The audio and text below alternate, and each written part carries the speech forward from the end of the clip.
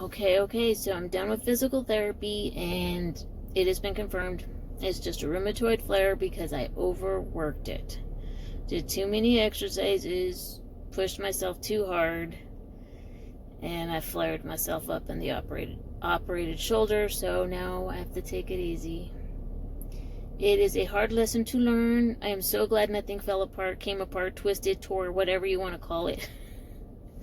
And that it is, in fact, a rheumatoid flare, because that means it will pass with rest. And it is hard to...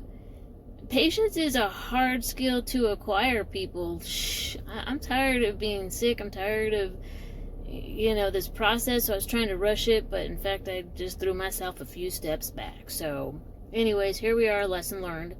But the bigger lesson is this, is it's COVID-19, and we're all being very careful and safe. And as I came into the office right now, there was a 90-year-old woman, and she was sitting outside, and it's very hot out here, and she smiles at me. And I don't know if you've noticed this, but a lot of times, what's it called, sorry, my hand's a little weak.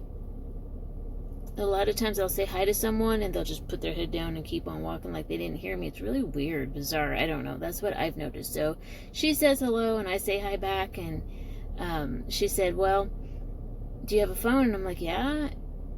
And she was like, can I use it to get my ride to come? They haven't come yet. And it's hot out here. She's 90. I'm like, this woman cannot be outside like this.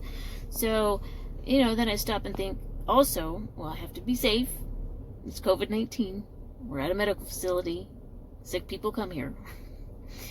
But I gotta help her at the same time. So, I said, and then she looks at me, she was like, or are you going to let me sit here? And she was so scared, and I'm like, no, I'm not gonna let you sit here. I'll help you. And I'm thinking to myself, but I gotta be safe at the same time. So I said, let me dial the number.